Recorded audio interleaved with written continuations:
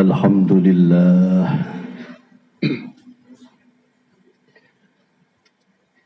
Alhamdulillahi nahmaduka wa nashkuruka ya Allah ya dzal jalali wal ikram ya rabbal alamin. Ashhadu an la ilaha illallah wa ashhadu anna Muhammadar Rasulullah.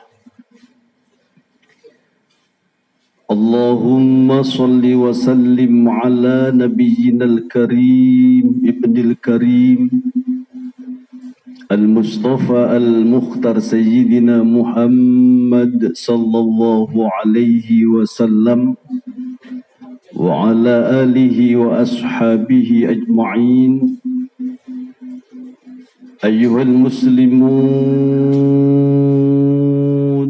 rahimakumullah, usikum wa nafsi bitaqwallah. Faqad qala Allah ta'ala fil Qur'anil azim, a'udzu billahi minasy syaithanir rajim, bismillahirrahmanirrahim. Ya ayyuhalladzina amanu ittaqullaha haqqa tuqatih wa la tamutunna illa wa antum muslimun. Shadaqallahul azim. Kaum muslimin jamaah Jumat rahimakumullah, ada 3 hal yang seharusnya kita miliki dan kita kuasai sebagai seorang muslim dalam menghadapi kemajuan zaman yang sudah semakin mengglobal seperti ini.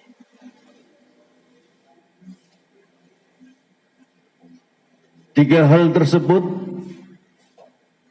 yang pertama, kita umat Islam,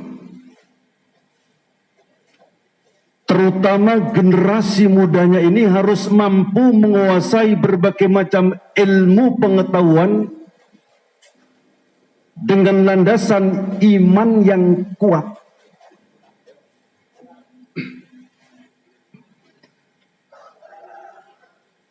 Karena di antara kunci sukses, kunci kejayaan umat Islam, sebagaimana yang dilukiskan di dalam Al-Quran adalah dengan iman dan ilmu, ilmu dan iman. Allah menjelaskan dalam Al-Quran, yarfa'illahu alladhina amanu minkum walladzina utul ilma darajat. Umat Islam tidak cukup kalau hanya mengandalkan iman semata-mata tanpa ilmu pengetahuan. Sebaliknya, tidak cukup bagi kita umat Islam kalau hanya memiliki ilmu pengetahuan yang sangat tinggi, sementara imannya masih dangkal. Oleh karena itu, para jamaah yang dimuliakan oleh Allah, dengan tegas Al-Quran mengatakan kalian akan diangkat derajatmu, diangkat martabatmu, dengan syarat beriman dan berilmu, berilmu dan beriman. Oleh karena itu, para jamaah yang dimuliakan oleh Allah, jangan heran jika ayat-ayat yang pertama kali diturunkan oleh Allah bukan ayat-ayat yang berkenaan dengan haji, dengan zakat, dengan sholat. Walaupun sholat oleh Rasulullah disebut sebagai imaduddin, tiangnya agama. Tetapi justru ayat-ayat yang pertama kali diturunkan oleh Allah adalah ayat-ayat yang menyeru kepada umat manusia untuk menghapus kebodohan, untuk gemar membaca dan membaca, mengkaji dan mengkaji berbagai macam ilmu pengetahuan. Iqra bismi rabbikal ladzi khalaq, khalaqal insana min 'alaq, dan seterusnya. Kalau sholat disebut oleh Rasulullah sebagai imaduddin, tiangnya agama, maka dalam kesempatan yang lain Rasulullah menyebutkan al-ilmu ruhul Islam. Ilmu itu adalah rohnya Islam. Karena itu kita ini jangan terlena. Kita umat Islam harus pintar. Jauh-jauh Rasulullah mengingatkan kepada kita, man aradad dunya fa'alaihi bil ilmi. Siapa yang ingin berjaya hidupnya di dunia, siapa yang ingin menguasai dunia, modalnya adalah dengan ilmu. Wa man aradal akhirata fa'alaihi bil ilmi. Juga barang siapa yang ingin selamat, berjaya di alam akhirat kelak, modalnya juga dengan ilmu. Wa man aradahuma, kata Rasulullah, siapa yang ingin berjaya di dunia, sukses di dunia, sukses di alam akhirat kelak, fa'alaihi bil ilmi, maka modalnya adalah dengan ilmu. Tentu dilandasi dengan iman yang kuat. Yang kedua, para jamaah, kita umat Islam ini harus mampu menguasai berbagai macam sektor perekonomian. Paling tidak ekonomi kita umat Islam ini harus stabil. Ada sebuah rumus yang perlu kita ingat, yang perlu kita catat. Sebuah rumus yang mengatakan bahwa kalau harta benda itu di tangan orang-orang yang beriman, maka tentu harta benda itu akan dipergunakan untuk sebuah kebaikan. Sebaliknya, kalau harta benda itu berada di tangan orang-orang yang tidak beriman, maka cepat atau lambat harta benda itu akan dipergunakan untuk menghancurkan kebenaran.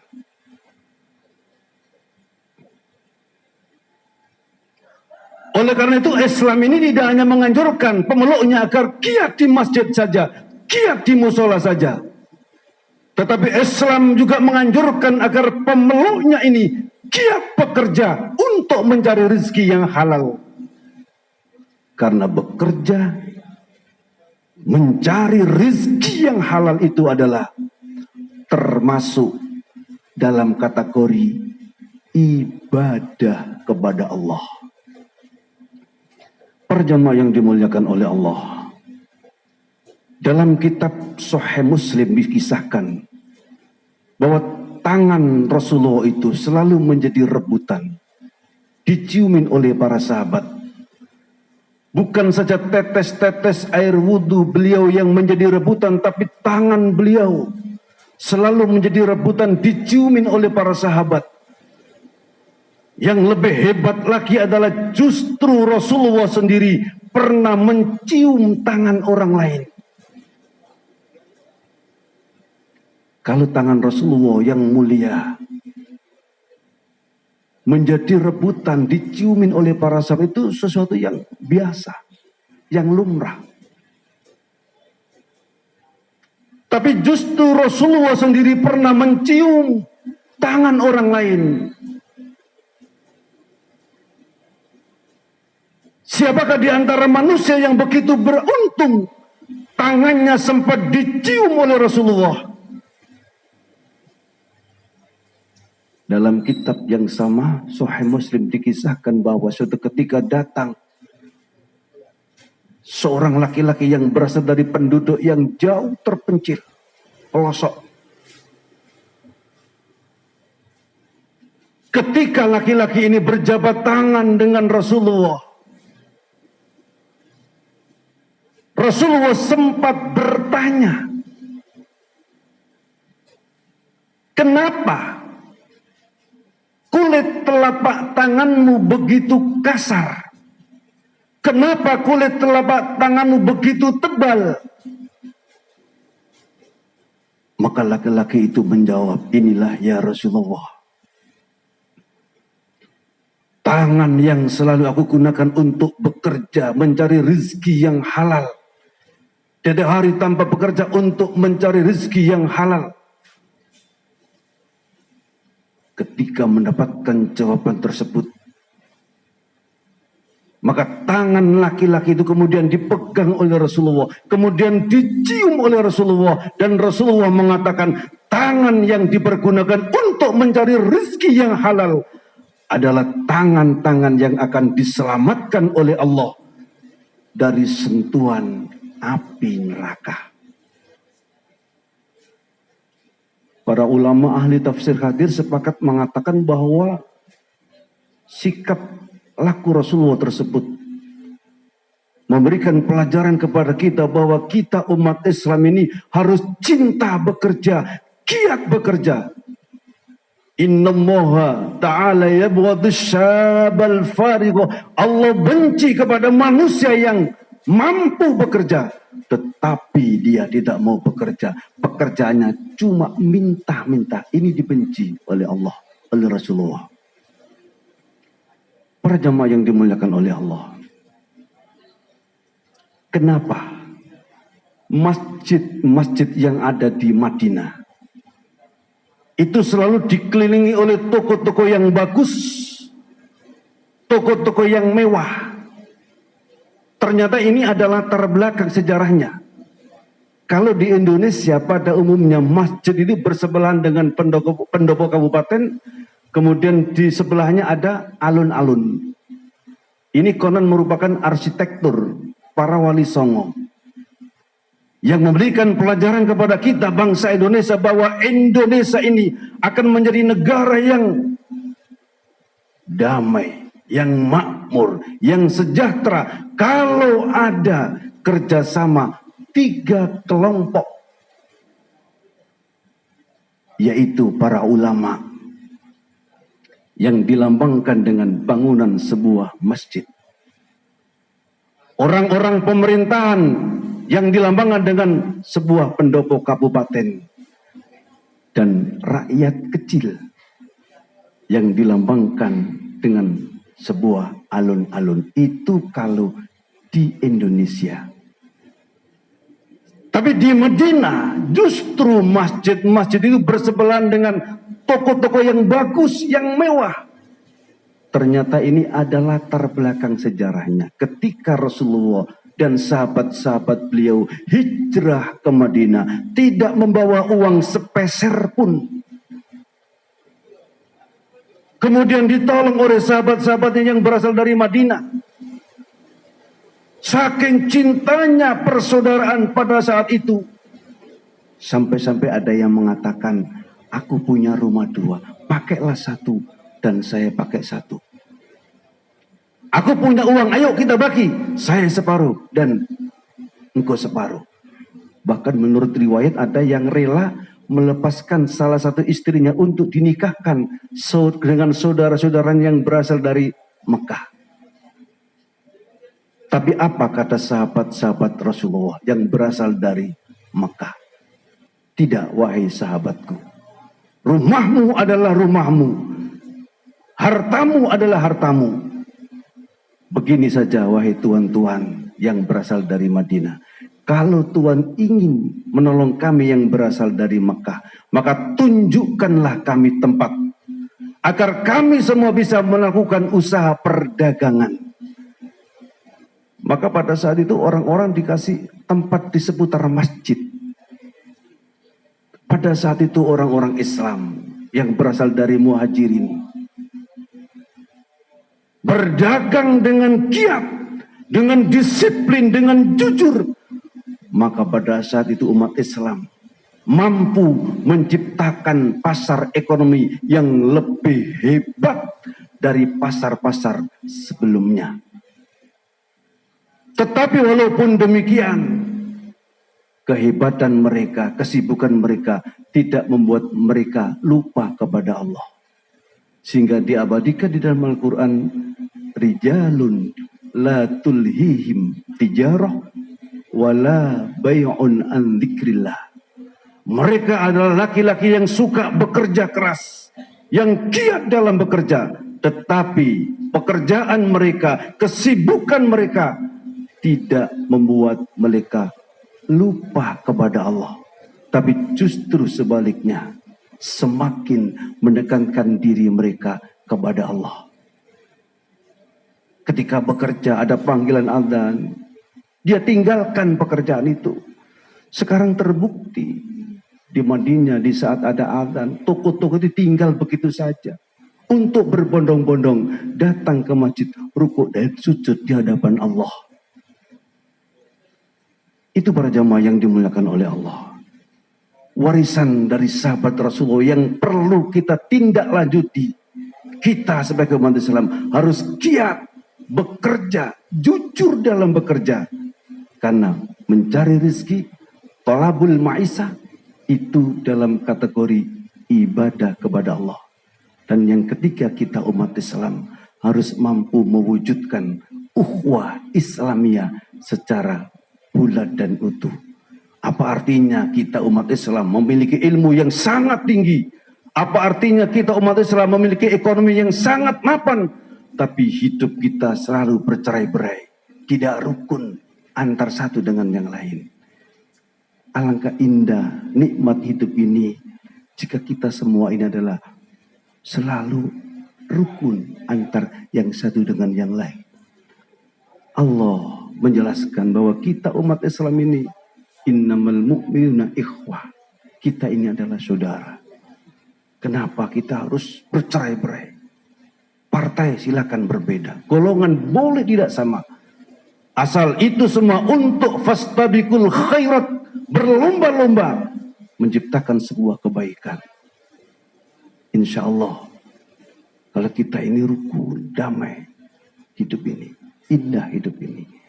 Para jamaah yang dimuliakan oleh Allah, begitu khutbah awal yang bisa saya sampaikan.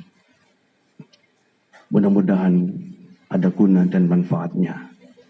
Mudah-mudahan khutbah ini bertepatan dengan hidayah Allah Subhanahu wa ta'ala. A'udzu billahi minasy syaithanir rajim. Bismillahirrahmanirrahim. Wal 'asri innal insana lafi khusr illa alladziina aamanu wa 'amilus shaalihati wa tawashaw bil haqqi wa tawashaw bis sabr. Barakallahu lakum fil Qur'an wa nafa'ani wa iyyakum fihi minal ayati wad dzikril hakim. Wa taqbillahu wa tahu innahu huwal ghafurur rahim.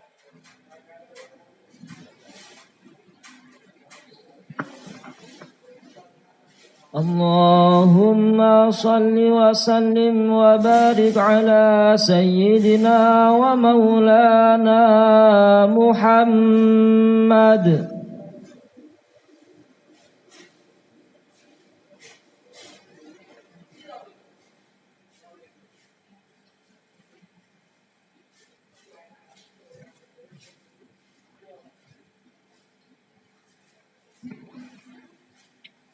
Alhamdulillah hamdan katsiran kama amar. Asyhadu an la ilaha illallah wa asyhadu anna Muhammadar Rasulullah. Allahumma salli wa sallim ala sayyidina Muhammad wa ala alihi wa ashabihi ajma'in. Ayyuhal muslimun rahimakumullah, usikum wa nafsi bitaqwallah. وقد قال الله تعالى في القرآن العظيم أعوذ بالله من الشيطان الرجيم بسم الله الرحمن الرحيم يا أيها الذين آمنوا اتقوا الله حق تقاته ولا تموتن إلا وأنتم مسلمون إن الله وملائكته يصلون على النبي يا أيها الذين آمنوا صلوا عليه وسلموا تسليما اللهم اغفر للمسلمين والمسلمات والمؤمنين والمؤمنات الأحياء منهم والأموات ربنا اغفر لنا ذنوبنا ولوالدينا وارحمهما كما ربيانا صغارا اللهم إنا نسألك الجنة وما قرب إليها من قول أو عمل ونعوذ بك من النار وما قرب إليها من قول أو عمل اللهم اجعلنا وأهلنا وأولادنا وذريتنا وتلامذنا يا الله من أهل العلم وأهل التقى وأهل الصلاة وأهل الصيام وأهل القرآن وأهل الطاعة وأهل أهلك الكريمة وأهل السلامة وأهل الجنة ولا تجعلنا وإياهم من أهل الشر والضير اللهم أنزل الرحمة والمغفرة والسكينة والمطمئنة والسلام علينا جميعا وعلى بلدنا إندونيسيا ربنا آتنا في الدنيا حسنة وفي الآخرة حسنة وقنا عذاب النار عباد الله إن الله يأمر بالعدل والإحسان وإيتاء ذي القربى وينهى عن الفحشاء والمنكر ولذكر الله أكبر